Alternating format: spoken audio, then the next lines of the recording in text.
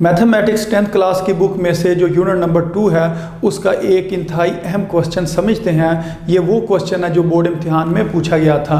ये क्वेश्चन कुछ इस तरीके से लिखा गया है कि if alpha beta are the roots of equation 4x² - 5x + 6 = 0, यानी कि ये जो हमारे पास इक्वेशन है इसके अगर रूट्स क्या हों, अल्फ़ा और बीटा हों, फिर आपने क्या करना है, then find the value of alpha square beta square. फिर आपने अल्फ़ा स्केयर और बीटा स्केयर की वैल्यू फाइंड करनी है।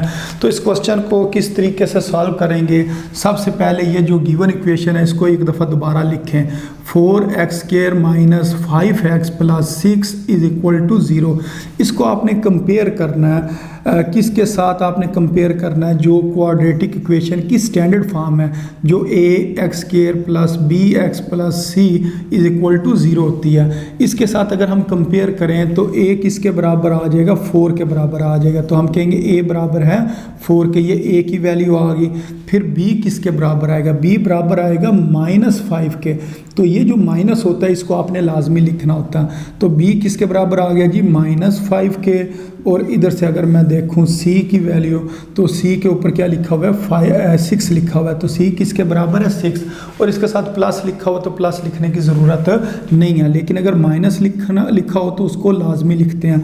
तो ये हमने a, b और c की वैल्यू फाइंड कर ली है। तो अब हमने अल्फ़ा स्केयर और बीटा स्केयर निकालना है। तो अल्फ़ा स्केयर बीटा स्केयर को हम किस फार्मूले से निकाल सकते हैं। अगर हम कहें कि हमारे पास जो प्रोडक्ट होता है उसका क्या फार्मूला है, तो जो प्रोडक्ट है उसका फार्मूला होता है अल्फ़ा बीटा। उसको हम क्या कहते हैं, अल्फ़ा बीटा, यानी कि जो रूट्स हैं उन्हें मल्टीप्लाई करना होता है। तो इनके दरमियान में अगर कोई अलामत ना लिखी हो, प्लस माइनस कुछ ना लिखा हो, तो इसका मतलब होता है ये मल्टीप्लाई हो रहे हैं। और अल्फ़ा बीटा किसके बराबर होता है, ये बराबर होता है c/a के बराबर होता है। तो यहाँ से अगर हम फार्मूला सिर्फ ये वाला ले लें, इतनी दो रकमों को ले लें और इसके अंदर वैल्यूज़ पुट करें, तो अल्फ़ा बीटा हमारे पास किसके बराबर आ जाएगा, c किसके बराबर है, 6 के। और a किसके बराबर है, 4 के। तो 6 / 4। तो यहाँ से अल्फ़ा बीटा किसके बराबर आ जाएगा, अगर इसको हम 2 के ऊपर कट करें, 2 × 3 = 6 और 2 × 2 = 4। अब इसका आपने स्केयर ले लेना है। तो इसको इधर सॉल्व करते हैं। अब हम लिखते हैं taking square on both side, taking square और कितनी तरफ स्केयर लेना, ऑन बोथ साइड, दोनों साइड पर, ऑन बोथ साइड। तो दोनों साइडों पर स्केयर। इसके बाद ये वाली चीज़ को दोबारा लिखते हैं। मसलन ये हम लिखते हैं अल्फ़ा बीटा, ये किसके बराबर है जी, 3/2 के बराबर है। ऊपर हमने क्या लिखा है, इसका हमने स्केयर लेना है।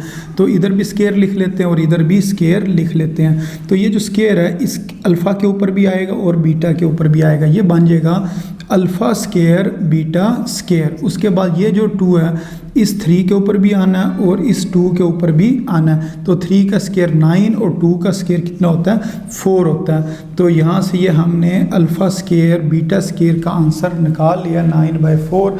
तो ये 3 का मतलब 3 को 2 टाइम्स लिखना है, 3 × 3, तो वो 9 आएगा। ये नहीं करना 3 को 2 से मल्टीप्लाई करके 6 नहीं लिखना।